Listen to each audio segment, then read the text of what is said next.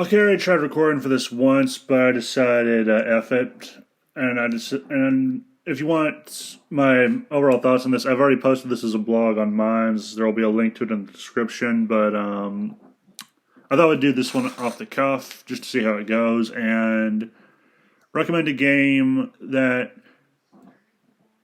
I want to say it's probably 10 years old now. Like I remember this came out when I was in high school, and then like when the game back when the game industry was getting more and more unsufferable than usual, like 2019, 2020, I got it on my Xbox One, and it's a fun game. Now, for the record, I am aware of the Elric versus Witcher plagiarism debate. I've already made my thoughts pretty abundant on that, and if not, I will say it again. For the record, I do believe the Witcher stole from Elric. However, the Elric games are fun. Well, not the Elric. I mean, the Witcher games. Although if there is an Elric game in the works, apparently, but it's a computer game. But anyway, I do consider Witcher 2 to be the best of the three, or at the very least, I like it more than 3. Like, don't get me wrong, 3 is fun, but God, could it be mind-numbing sometimes. 2, I like slightly more. And I thought I'd do a video both recommending it and kind of giving you an idea of what to expect from it. And that is, I also wanted to do an about video, but that requires me going a little bit more in depth. Anyway, the game is, the plot is this. You play as Geralt, you play as the Elric knockoff, you are framed for regicide of the king you were technically helping at the time during a siege on Lavalette Castle. And the story is basically you just proving your innocence or going after the real killer, the Kingslayer. And that's all I want to say about the plot. It does a really good job, I would say, in terms of the story. Or at the very least, it's not insufferable. And some people are taken away from you that you would not think would be. But anyway, also throughout this game, you travel to, I believe, 4 different locations: Lavalette Castle, Flotsam. I believe the other one was called Vergen or Vernon. No, Vergen and Loch Muin. Now, from this, you have the option to align between 2 factions, or eventually you have to choose between 2 factions. One is a group of Temerian special forces called the Blue Stripes, who are filled with a bunch of unsavory individuals, much like their leader, Vernon Roach, or a group of Scoia'taels led by Yorvith. And you also can make certain actions that affect how you are perceived by these 2 factions, but that's all I want to say on it. I have something to say about one other member of the Blue Stripes later, but that's for a different part in the video. That'll be in the love interest section, but anyway. Yeah, so you play as a spell sword, you are in a world full of monsters, and your profession as a witcher is basically a monster hunter, and you do have the option to hunt monsters in this, I believe. Like, I'm going off of memory with this, because it's been a while since I played. I'm going to go back at some point. But this is the first part. Next is the combat. Basically, you have 3 forms of fire in this game. Well, technically just 2, because you use spells, swordsmanship, but you also have the option of using your fists in boxing matches, which is like there's no softness, like you are getting hit by bare bones fists.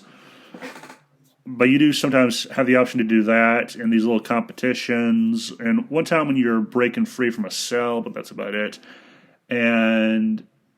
But basically you have 2 forms of fighting with a sword, which is you have the more power-based attacks and the more agility, speed attacks. Personally, I prefer the speed attacks, but that's just me.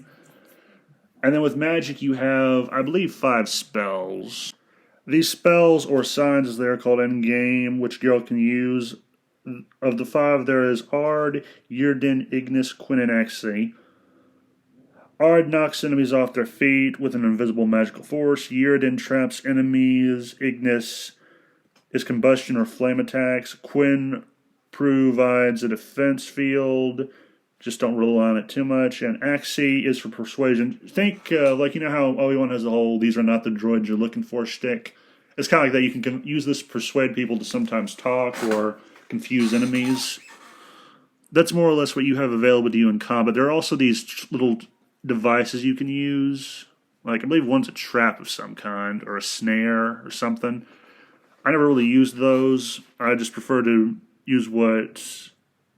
Well, no, I just didn't use them. I have no else to describe. I did not use them, but that's about it. With that out of the way, I'll move on to the love interests. In the game, you're presented with a few occasions to have dances with certain love interests present within the game. Actually, let me rephrase that. That's a bit misleading.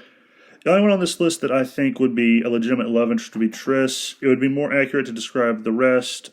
Aside from Marigold, as a list of beautiful women you have the opportunity to shag at certain points in the game, depending on the decisions you make and which factions you side with. The first of them is Triss, who starts out as... Well, she was kind of like a royal advisor to the king that you're accused of murdering. After you've been accused, the relationship she has with Geralt kind of causes her to lose that position, and she has to help him on this quest to clear his name. And yeah, that's the main one that I would consider an actual romantic love interest. The rest are just women you have the opportunity to have liaisons with. If you side with the Blue Stripes, you have the option to do this with Vess, Vernon Roach's lieutenant in the Blue Stripes. If you side with the Scoia'tael, you can do this with Model or a Succubus. And when you get to Loch Ween, I can't remember if this is affected by you siding with someone, but you also have... There's one where you can sleep with a sorceress named Sabrina. Although, I don't think I saw her in my playthrough because I don't think a lot of the DLCs were incorporated to the game I got, and unfortunately I couldn't buy any of them. But maybe that's just me. But yeah, those are the main ones that I can think of. Like, this isn't a big part of the game, it's just something to get your rocks off to, I guess, or to be titillatingly stimulative. But yeah, that's it. And that's all I want to say on the video. If I had to rate this game, 7.9 or 8. No, 7.9 probably. It's fun. The gameplay is a little sluggish, but I find that tolerable. I mean, they did kind of remedy this in 3. It's just a shame they had to make it an open world game because, like, that is the game that made me despise open world games a little bit inside. And my fondness of them died a little. But, yeah, that's all I wanted to say on the game. I mean, it's tolerable. The story is not awful. In fact, my story is probably my favorite thing about it. And, well, then the combat, because I like spell swords. I find them very interesting. And The Witcher 2 is one of the reasons why, because when it came out, I had never seen or heard of a spell sword before. Technically, it would be years before I ever heard the term spell sword. But, yeah, part of the reason I like spell swords is because of The Witcher, despite the fact I now hate the creator for being may or may not being a plagiarist. I still like this game, and I like how, just like the dialogue, how things go, how these varying branching out of what happens depending on your actions. And there's not a lot of that. I'm going to say that for the record. There's not as much as I wish there was, but then again, I can say the same with 3. Like, the more or less sense of humor, I guess, is still there.